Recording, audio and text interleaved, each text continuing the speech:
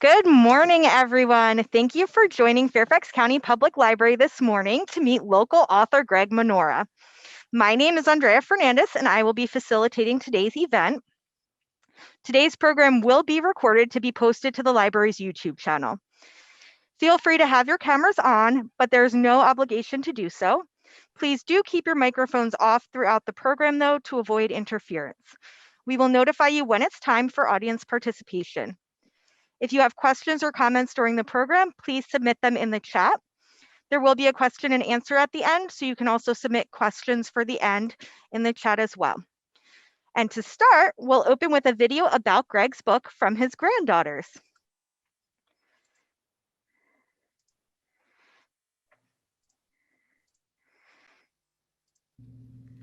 Hi, I'm Jordan.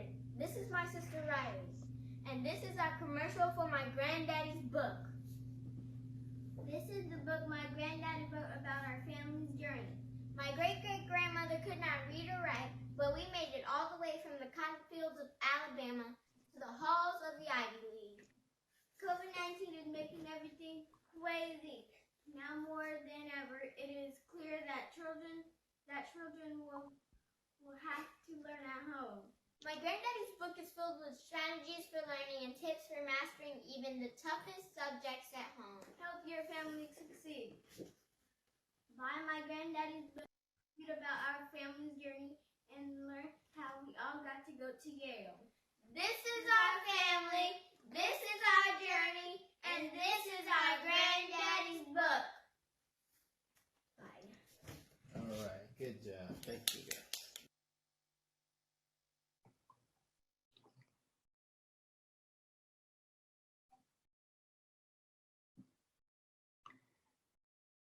So, Andrea, if you're speaking, you're still muted. Thank you. Greg, I was just asking if you could put the links for accessing your book in the chat so we can share them with everyone. And I will post the link for saving the book through the library system. And now, everyone, please welcome educator, coach, and author Greg Manora to discuss his book, Raising Ivy. All right, thank you very much, Andrea and Liz, who is helping out in the background with her as well. Special thanks to Fairfax County Public Library for hosting this and for really sponsoring the book. Have established a really great relationship with them over the past couple of years. So I'm just thrilled to be here today. Obviously, this is Black History Month, so the timing is perfect. The theme for Black History Month this year is the Black family. So as we talked about that in the title of my book, it kind of just weaves in perfectly with that theme, the Black family, representation, identity, and diversity. And of course, the title of my book, Raising Ivy, is Faith, Family, and Football on Our Journey to Yale and Back. So as I go through this, one of the things I wanted to share was that as you listen to that video of my cute little granddaughters, two of my most favorite people, one of the things that strikes me is they're the sixth generation from my great grandmother, and as you heard, their great great grandmother. So only 6 generations, and she was born into slavery. So as they talk about that and learn about it, it helps them continue that legacy, that journey that we all have. We all have a journey of some type. Your story may be a little different than mine, or it may be very similar, but we all have a story, and all those stories deserve to be told. And as I thought about this one, since Fairfax County Library was hosting, I thought about the little story I called The Meltdown. So the oldest daughter in that video, when she was 4 and the youngest was 2, and I thought I, had everything under control. I took them to the library here in Kingstown's branch of Fairfax County Public Library. And everything started out pretty well. We went in, found a little area for reading to kids, and sat down on a little tiny furniture, which was surprisingly comfortable. And I began to read books to her. She pulled books from the shelves, and me thinking I was in charge said, okay, that's enough books. We're gonna read these first, don't pull any more off the shelf. And then she just changed. She became a person possessed and started screaming. And it was the first time this has ever happened in the times that we've been keeping them since they were, infants. And I had no idea what to do. So I tried to hush it down. I said, okay, we'll read this one. She just got louder and louder. And everyone in the library was thinking, I'm sure, what are you doing to these kids? And you're disturbing the library, a place where you're supposed to be quiet. She never would calm down. So I finally had to leave the library in shame. But the moral of that story really is don't get between a kid who really wants to read and her books, right?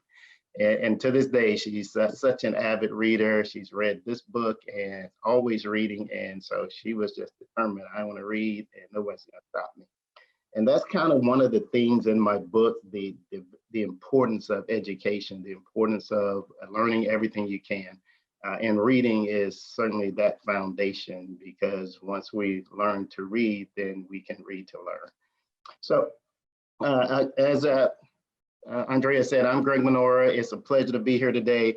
Originally from Alabama. We were just having a little discussion about my new dog who came from Alabama, but really in the deep South, born and raised in really a poverty situation, lots of challenges. But the key is no matter where we start, we all can arrive someplace else. So it really doesn't matter where you come from or how you grew up or where you started. We all have the opportunity, if we take advantage of those opportunities, particularly education, to continue to move ourselves and eventually our families forward. So the Black family has been studied, it's been represented in many ways and sometimes misrepresented. But really what we want to do today is just talk a little bit about the book and the emphasis on journey. I wrote this book really for about 3 reasons. I wanted to tell our story. As I said, every family story deserves to be told. I also wanted to reflect on some of the memories, a lot of which were orally passed down to me by my grandmother, and then finally share those memories with other people, and maybe it helps somebody along the way. So the format for today's presentation is I'm going to read a passage from the book, and then I'll talk a little bit about the origination of that passage, kind of what I was thinking, and then I'll ask questions, have you have an opportunity to engage, to ask questions, and I'll do a little bit of a guided discussion in case you don't have any that come up right away on your own. And I shared with Liz to just continue to allow people in, even if they show up now, so that we can have as many people as possible. Wherever they get in, we'll share from there. All right, so I want to start with a couple of my favorite passages. It's always tough because as I wrote the book, I really would like to just read the whole book, right? So maybe I should do an audio book. But just in the interest of time, I'm going to share 2 or 3 passages. And one of the ones I always like to start with is about that reading and how important it is. So chapter 2 of my book is titled, I Know Why the Uncaged Birds Cries. And of course, it's a little bit of spin off of the great Maya Angelou's book, where she wrote, I Know Why the Caged Bird Sings. And what I wanted to share in this chapter was, even though the bird has been uncaged, there's still these challenges that the birds, the metaphor for family, still had to go through, and particularly sometimes the Black family, as they literally became uncaged, but had to figure out and chart their way from there. So let me start here with this passage. As a young boy, I remember reading about Frederick Douglass, who shared in his autobiography an encounter with his slave master after the slave master caught the lady of the house teaching Frederick how to read. If you teach that N-word, speaking of Frederick, how to read, there will be no keeping him. It would forever unfit him to be a slave. My grandmother was a reputable source in my mind already, but when I read these words from Frederick Douglass, it sealed the deal. That was it, I thought. Education was the answer, the great equalizer, and the ticket to real freedom. It was not enough to free the body. We had to also unshackle our minds to get rid of the mental restraints that continue to hold us to the stakes that were now easily breakable. My ancestors had been physically shackled for so long that even though they were now physically free from bondage, they couldn't take full advantage of their newfound liberty. They were set free without the basic tools needed for survival and success. So again, as I wrote this chapter of the book, I reflected a lot on my upbringing in Alabama and what it was like to be free. And as my grandmother shared with me over and over, that they were free and supposedly equal, but obviously she was born in 1915 and there was literally segregation and Black only areas, white only areas, and that's what she grew up in and experienced throughout her 90 years of life. So now I'll pose a couple of questions to you and then give you a chance to comment and if you have any questions of your own. But this is one of the simple ones, and as I was writing this, I thought, why do you think the slave master said learning to read would make Frederick Douglass unfit to be a slave? And at this point, they'll give you the opportunity to unmute and you can just jump in, or I don't know if they have a hand raising mechanism in this one or something.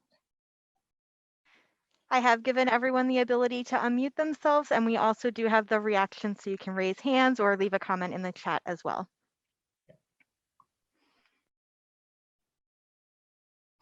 All right, guys. Oh, I forgot to tell you, I'm a former professor, so this is not a rhetorical question, so you'll have to jump in or I have to prod a little bit more, right? So let me say this, as I was reading it, as I was writing it rather, it said, why do you think, he said learning to read. What was so profound to me as I read this as a young boy was, wow, is it that simple that breaking the bonds of slavery was learning to read? And while, metaphorically that's true, what it really talks about is breaking the bonds of any type of slavery, whether it's economic, whether it's social injustice, racial. By learning, the more you know, they have that saying, it's that the more you know, the more you grow. So this idea that something as simple as taking advantage of the opportunity to learn to read, and then taking the opportunity to actually read, would set you up to be free from all types of bondage. Any thoughts on that from anyone else?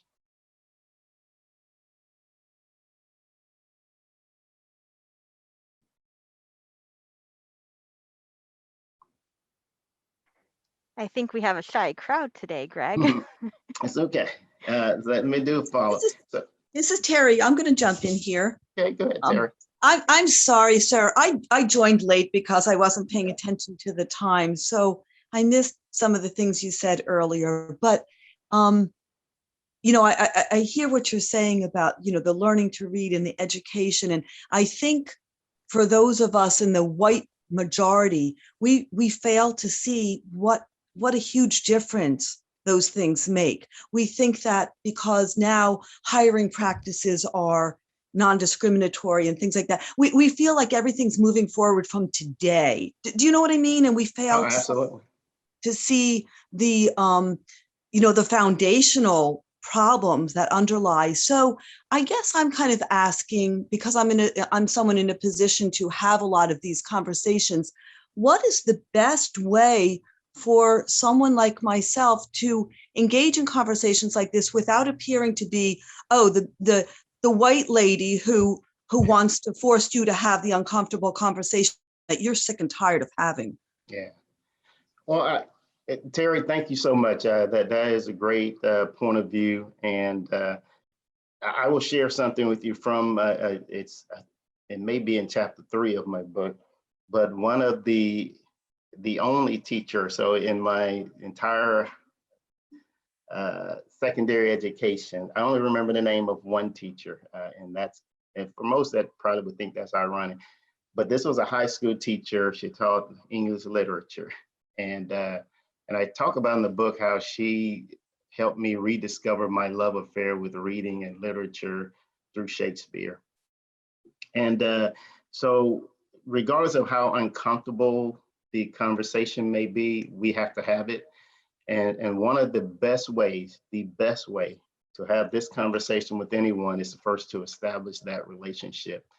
One of my quotes I love, and I think I shared it in this book, and I shared it with my kids all the time, is from John C. Maxwell. It's people don't care how much you know until they know how much you care. And so once we establish that we care, and that's what she did in high school. So she was a white-haired white lady whose husband retired from the Air Force, which is the reason I served in the Air Force later. And she simply cared. She enjoyed what she did. She loved teaching. And she just pulled me aside and said, "Hey, what are you going to do, with your life?" And it was weird because no one had asked me that before, not my family, not anyone. And it struck me as, wow. And Miss Rogers to this day is the reason I love reading, the reason I end up writing a book, because she shared one of my papers in high school. So again, I would think the best way is to first establish that relationship. We have to show that we care, and then people are willing to listen. And everybody, I think, and I have to gauge this statement because it's generalized, so not everybody, but most people want to succeed, right? Most people want to do better. That fear of not doing better, as we all know who are in or have been in education, will say that kids act out because either they don't know, they're afraid, or there's something else that's going on. And so as a result, we can't get to the "you need to read" part until we get to what's going on with you part. And so I know there's no easy answer, but that is one that I found to be very helpful when dealing with young people of any race or persuasion is, first, I care about you, and then you're willing to have that discussion. Excellent point. Anyone else?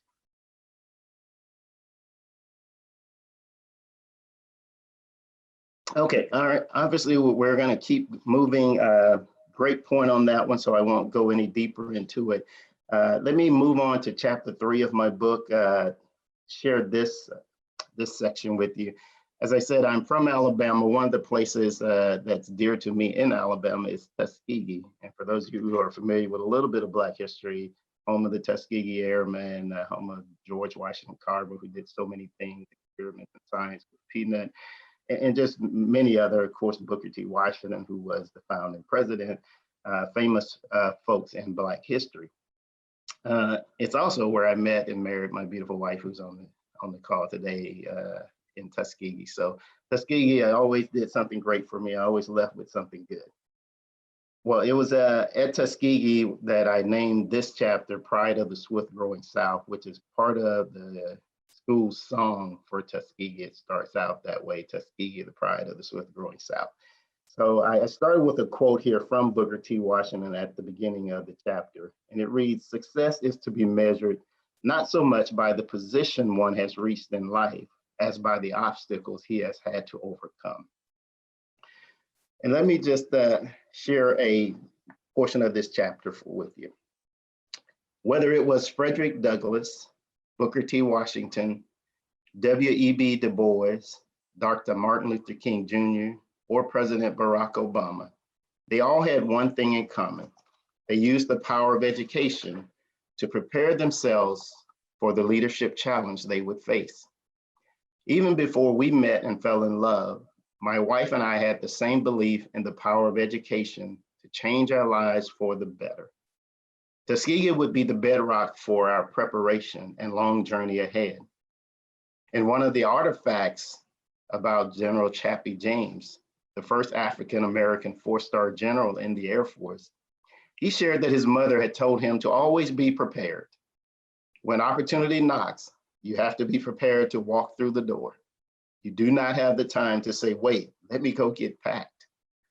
Seeing so many successful, highly educated Black men and women every day during my time at Tuskegee was amazingly inspirational. A small voice inside of me began to whisper, "You can do that too." With each passing year and successfully completed college course, the whisper grew louder until it was deafening in my ear by the time I graduated from college. Again, as I wrote this chapter, one of the things that struck me during my 4 years at Tuskegee was this idea of seeing lots of people who looked like me. And it wasn't no one was going around saying, "Oh, this is the first Black dean of the school," or anything like that, because it wasn't first. The fact that the president of the university was an African-American, the fact that the deans of several of the colleges were African-American was not unique. And that was both comforting and strange, because I was already in the Air Force, had served in the Air Force at this time, and had not seen many folks who looked like me in the upper echelons of the service. So as I sat there at Tuskegee, and this became like normal, it was not abnormal to see someone of my race be in the position of leadership at this university, because most were.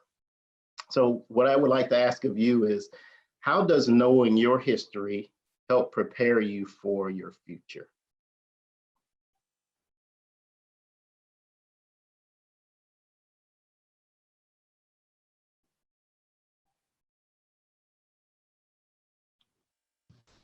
I can say knowing my history makes sure that I can share it with my children. And that helps them to learn about their ancestors. Absolutely. And you mind if I get your name? Anita, I'm sorry. Anita, thank you so much for your comment. Yeah, that's one of the reasons I started the video with the granddaughters. If you were, I don't know if you were here at the beginning, but my granddaughters did a video for the book, and they are now 10 and 8. And one of the things that I thought about when writing this book was helping them understand where we come from, because particularly in Black history, a lot of that is lost. It's just the fact. And after I got back to the 6th generation, back to my great-great-grandmother, or my great-grandmother, as it was, not a lot of documented who we were, where we came from, as people got moved around without a lot of documentation. Names got changed, of course, and as a result, it is difficult to trace history. So the more we are able to share that with the next generation. And the thing about writing the book for me was everything I got was oral. There was not anything written down by our family. We were joking the other day how when President Biden was sworn in, they talked about he used the family Bible that was like in their family 120 years or something. And we thought, we don't have anything like that. We can't go back that far and find anything written about where we came from, and each generation has passed it on. And some of us do, and that's great where we can. But I agree, Anita, that is absolutely important to pass that on so that the next generation understands that history, learns from it, and continues to grow from it, continues to want to do more to honor that legacy, which I'll talk about a little later. But let me follow up with that question then. How does education and knowledge, and we talked a little bit about this in the first question, help prepare you for that future? And I put knowledge in there particularly because this is not about everyone has to go to college or anything like that. But getting an education, gaining knowledge, how does that help prepare you for the future?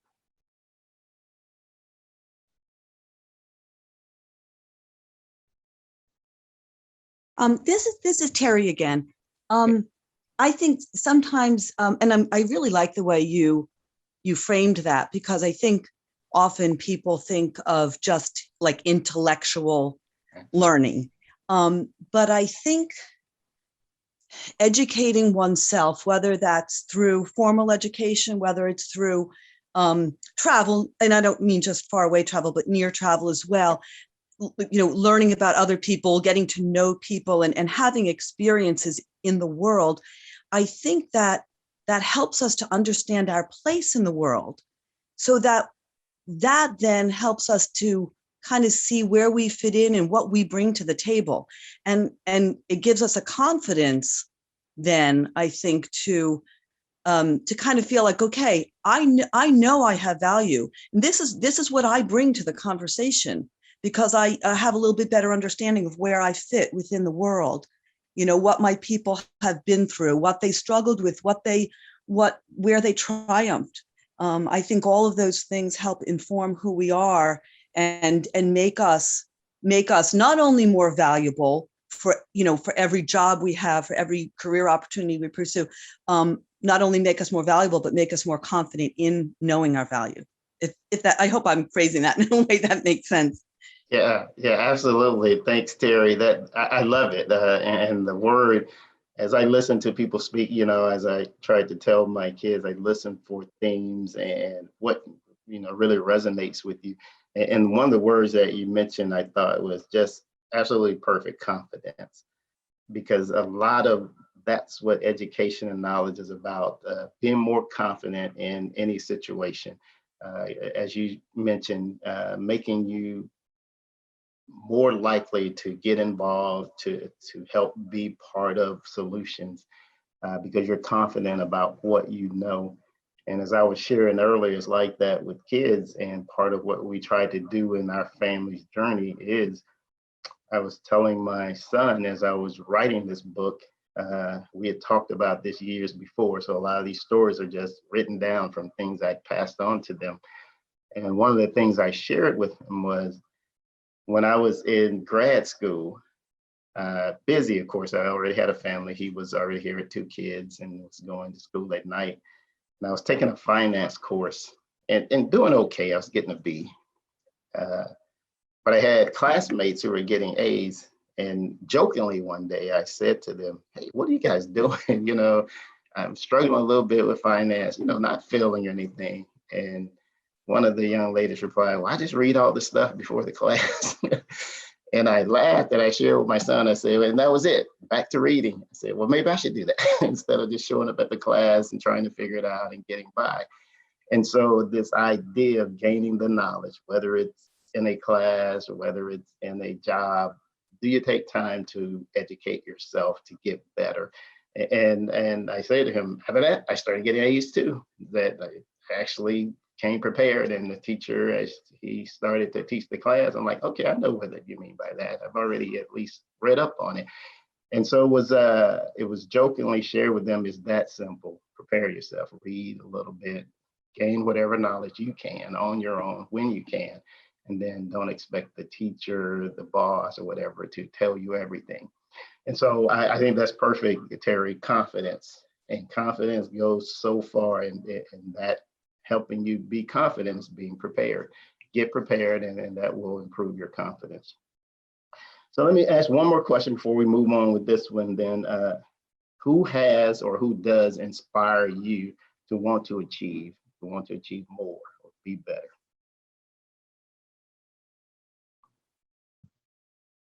This might sound weird, but my children. Good. No, not weird at all.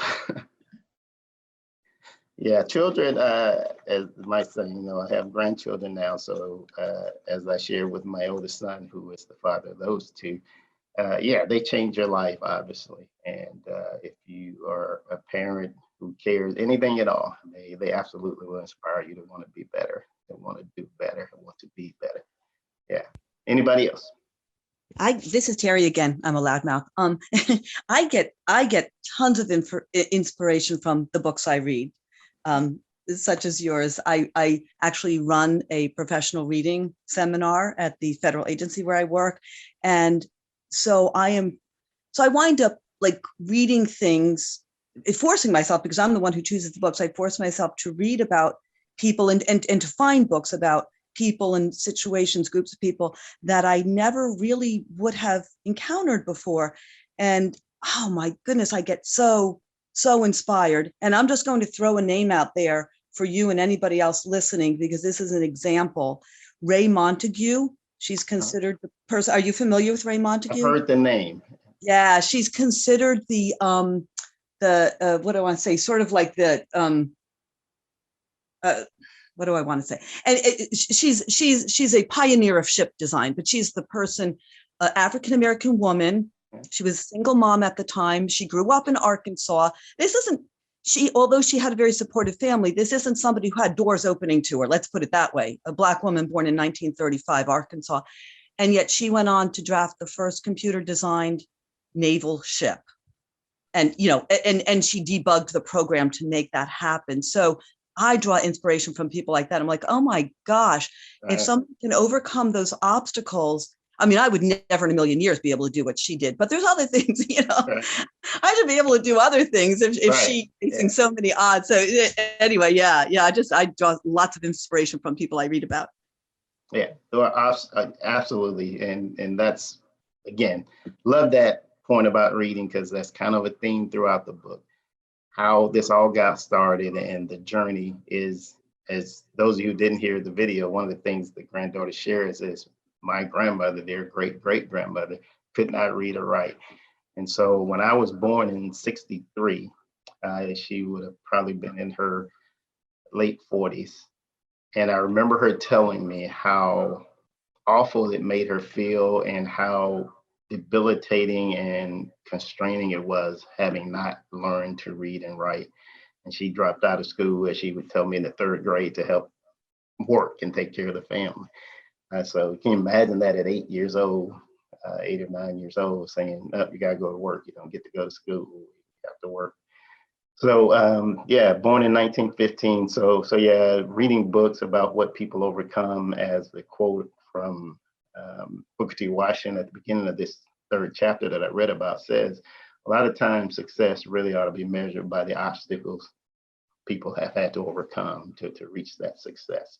And so it doesn't matter whether in the case of Ray Montague, you build a computer design, or in the case of whoever's on the screen, you raise a loving family. The point is that you overcome your obstacles to do what you need to do to help make your family successful.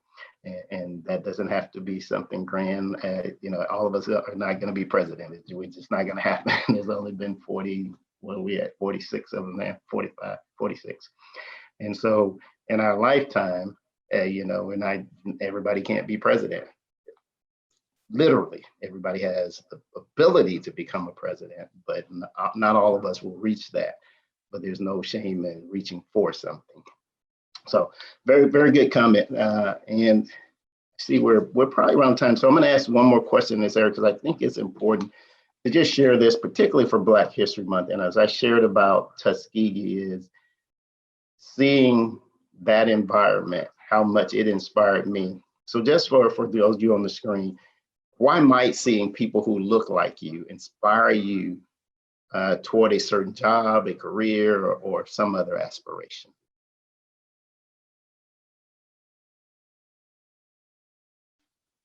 Greg, can I answer this one? Absolutely. It's Andrea. I think it shows you what's possible. You're told what's possible, but seeing other people like you achieving that makes it real to you. It makes you realize, yes, I truly can do that because they did that. And they've, with historically Black colleges, you see that. With all girls schools, you see it too, where girls who attend all girls schools tend to achieve in fields that they wouldn't otherwise have achieved in, because they have to. They're the only ones in the school. Yeah, And absolutely. they all excel in all the fields then, and really see what's possible. Because it's one thing to be told that something's possible, it's a whole other thing to see it. Yeah, absolutely. Absolutely. I'm glad you mentioned that and the HBCU thing, because as we watch Kamala Harris get sworn in as vice president rather, a couple of things struck me. Obviously, everybody, mentions the first Black and Asian person to be in that office, but she's also the first person from a historically Black college to reach that type of grand milestone. So what it says to the folks at those colleges, okay, you don't have to go to Yale. The book talks about going to Yale, and so many of our presidents went to Ivy League schools. Obviously, that's a route, but what it says is, again, your journey may be different, but doesn't mean you can't reach that same destination because you've seen someone do it. It's just a matter of what you do with the education you gain from wherever it was. And I share that with my kids all the time, especially the Yale graduate, that, hey, I didn't go to Yale, but I did a lot of night school. And we joked one time with some of his friends, because they were talking something about Yale. And I said, well, I don't know who's smarter, the person who went to Yale or the person who can afford to send their kid to Yale. And so we get a good laugh out of that. But the point is, it doesn't matter where you start. And once you see other people, it just looks normal. And you don't think of it as something like, oh, you can't do that because you're not a certain person, didn't go to a certain school. It's like, she did it. I guess it's doable. So yeah, be inspired, and certainly seeing other folks who look like you can help. So, all right, let me end up with the last chapter that I share with folks. And this is perhaps my most favorite chapter in the book. It's titled Stairway to Heaven. And if you hadn't guessed, it deals with a little bit of legacy, this idea of after you're no longer here, you spend your brief time on this earth. And so this incident happened when my son was the youngest son I think he was a senior in high school, and we were training together. We used to train together when I was younger. I was much younger then. So let me share the passage. What if you had died? These were the somewhat surprising words spoken to me by my wife when she learned I had collapsed. Really, I had just laid down to rest while running the high school football stadium stairs with our future Ivy League football captain. As I lay on my back on the football field bleachers, staring up into the clear blue summer sky, surprisingly, I did not think about dying. It was an extremely hot, muggy day with temperatures topping 94 degrees that afternoon. And as I closed my eyes, I could feel my son's uneasy presence next to me. I had always been the strong one, the invincible father figure. But now I needed his assurance and steady hand to help me through this minor crisis. I remember thinking, surely this is not my time to die. I had so much more to do. My son was heading to college to play football at Yale, and we had 2 grandchildren to watch grow up. Some people have said their whole life passes before their eyes when facing a life-threatening injury. But that was not the case for me. I did not see the proverbial montage of my life pass before my eyes at all. I saw the future and the possibility of not being a part of that future. Knowing when to pass the torch to the next person in one's legacy is not an exact science. I imagine it is like passing the baton to the faster runner in the 4x4 relay.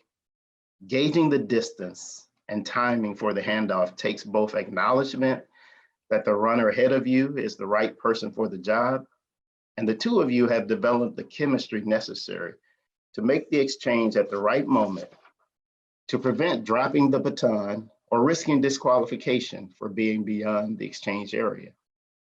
So as I lay there staring up at my son, as he had stared up at me so many times as a little boy, through labored breaths and with my future flashing before my eyes, I silently passed the baton to the faster runner, secured in the knowledge that he would run a great race. So typically when I do this and we talk about this chapter, it's a little bit about legacy, and sometimes that word makes people a little bit uncomfortable because they think, broad grandeur, what is legacy and that type thing. But really, this is about understanding, as some of the older gentlemen used to say to me when I was younger. I'm from Alabama, so they had all kind of colloquial sayings, and they would say, boy, I got more years behind me than I have ahead of me. And I always thought, oh, you're old, you're so old. And now, at the time of this incident, I was 50.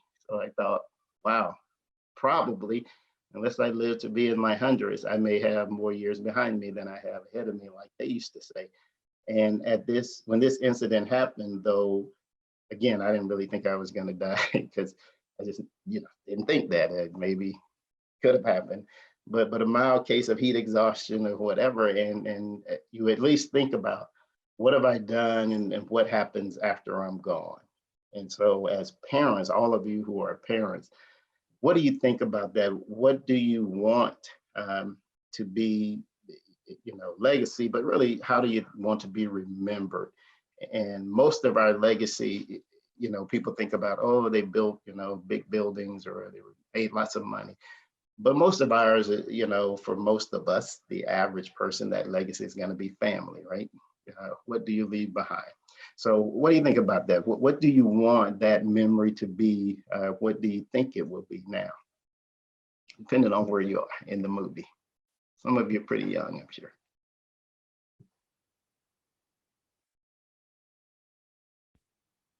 This is Terry again. I'm not particularly young, and I think about this from time to time. And I actually had to really think about my legacy in a recent class that I was part of. And ultimately, I distilled it down to one really main thing, and that is, if there are people in the world who feel that the world is somehow better because I walked through it, that is my legacy. That is good enough for me. Excellent. Yeah, I love that. Yeah, and it speaks to what my grandmother shared with me and what so many other folks share, is that, leave things a little better than you found them, whether that's your family, whether that's where you work. And I know I did this talk one time, and one lady said, well, I don't have any kids, so I don't worry about legacy. And the irony is, she was running a chapter of what we call Blacks in Government. And so I share with her, but everybody you're touching, everything you do here to help folks, that's part of your legacy. You're building a legacy of being involved, caring enough to do your job, but also take time to lead this organization and be involved at another level. So we all will leave something.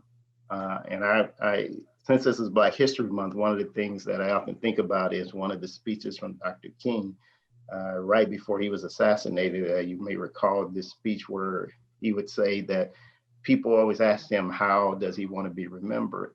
And he said, don't tell him about that I won the Nobel Peace Prize. I'm not worried about that. And the line that strikes me all the time, and it's so simple but so profound, he says, tell them I was a drum major for justice. And so we may not all be that eloquent to, narrow us down to a single line, but that was his point. He said, I want to be remembered that I tried to find justice for everyone.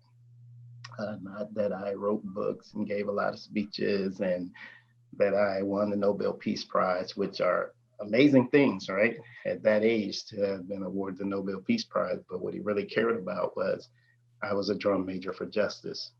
So for all of us on the stream, like the runners, so I use the metaphor here of racing because I love watching racing, and my son also ran track, both of them did. And I love the relay race because it's it's poetry in motion when you watch runners run around. They're only running 100 yards each, and they have to run as fast as they can and then try not to slow down too much and pass the baton to the next runner. And I think of that as such an intricate design. So much practice and preparation has to take place. And you often see some of them drop the baton because they get a little too anxious or try too hard or slow down. The other person's not moving quite right. So as you think about that and you think about our lives, what things do you think you should do or need to do to help prepare to make that exchange, especially those of us who are parents, because it's going to happen, right? At some point, they grow up. They just don't stay kids forever. And perhaps the toughest part is letting go. And that's part of what I write about in this chapter of the book. Not so much me thinking about dying, but thinking about how do I pass the baton on to the next runner. So how about you guys? Preparation, what can you do to prepare? How can you be more prepared? I have been doing something for probably, it might be 10 years. I do videos, and whatever I'm doing, I'm talking to my kids, and I said, I'm doing this for y'all. I'm doing this for y'all.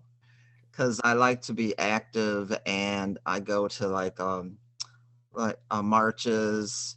I'm from Baltimore, so I go to marches in DC and Baltimore, and I'll do a video and I'll say, I'm headed to wherever I'm going, and I'm doing this for your future.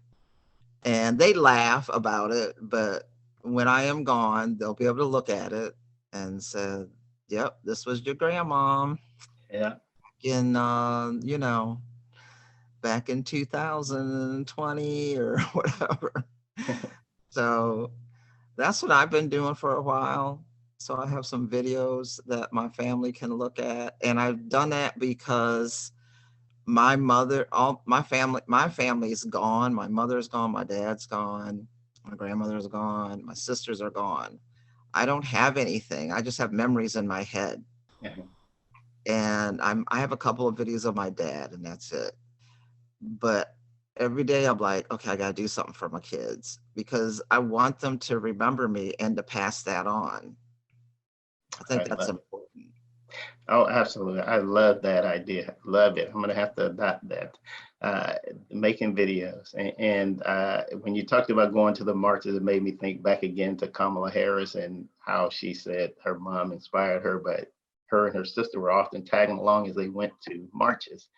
And then she becomes this activist slash politician and now vice president. So you never know where it will lead.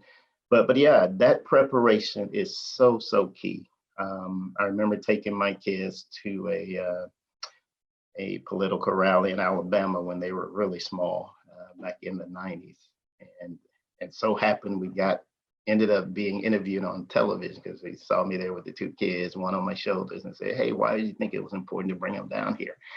And so those type things make an indelible impression on young people.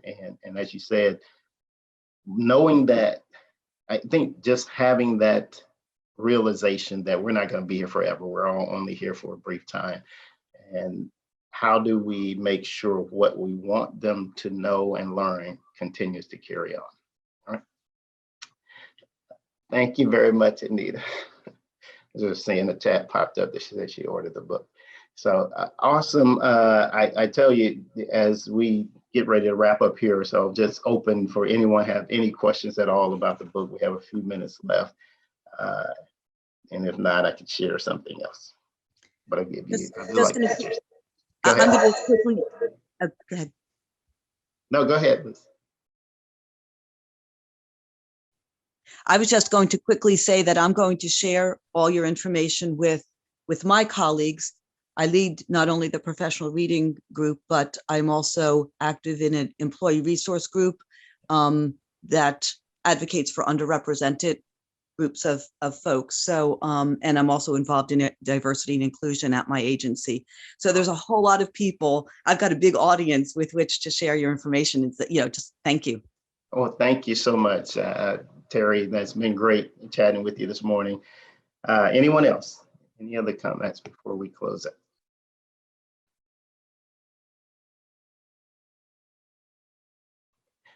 Well, if not, let me just say a couple of things, and I'll turn it back over to Andrea to close. Immortality.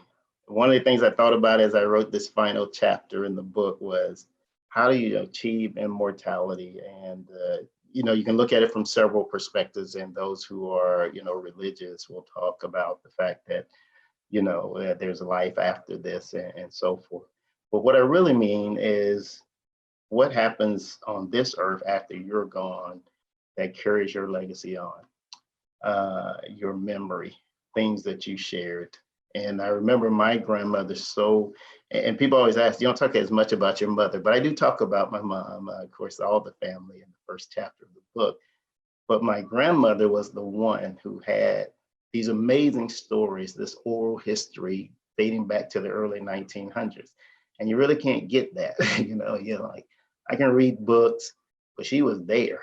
She was there when cars were invented. She was there when airplanes first were invented. She went through all of that, through segregation, through Jim Crow, through everything. She didn't pass away until 2005. So she saw all of these different decades, all the changes in American history live and in the South. So one of the things that popped in my mind from the Christian Bible was when God tells Abraham, I will make your name great. And I share that in the book that, wow, what hit me about that was he didn't really say, I will make you great, although people say Abraham was a great man, etc. But his name carried on forever, that people still talked about it for generations throughout the Bible, that I am the son of Abraham, I am Jacob, so forth. And that's the case here, that you can reach that immortality by what you leave behind. Your family will be your legacy, good, bad, or indifferent, right? Whatever you leave. So as I think it was Anita was saying about making the videos, Terry working with the inclusion groups, all of us that do anything, we will leave a legacy. And that's really how we achieve immortality. We'll still be here in some way through someone, mostly through our families. Yeah, whether we build great buildings or not, we will be remembered by someone. And what do you want that memory to be? So that was really the case of the book, the journey itself for the family. It continues through the little girls you saw in the video, teaching them to be confident, stand up and say, hey, this is my granddaddy's book. And so that helps and leads us toward that march to immortality. We all have a journey. It starts someplace, it continues. We have to decide what we're going to do in that journey, where it's going to take us. So again, thank you so very much for all of you who attended. Thank you for the opportunity from Andrea and Liz, Fairfax County Public Library. It has been my honor, and hopefully I'll get to meet some of you in person someday. Andrea, back over to you. Thank you so much, Greg. The book is available through the library system. The link for placing a hold on it is available in the email that you received with today's login info. It's also in the original event listing, or you can just search our catalog online. It's also available for purchase, as Anita already discovered, through major book retailers like Amazon and Barnes & Noble.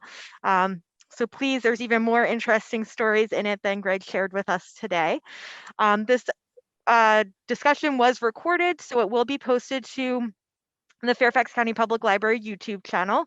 I can't guarantee what date that will be up, but when it is live, I'll pass the link along to Greg and you'll be able to find it there and share it with anyone else that you think will be interested. So thank you again, Greg. Does anyone have any last minute questions before we head out? Okay, well, have a good day, everyone. Thank you. Thank you. Take care, everybody.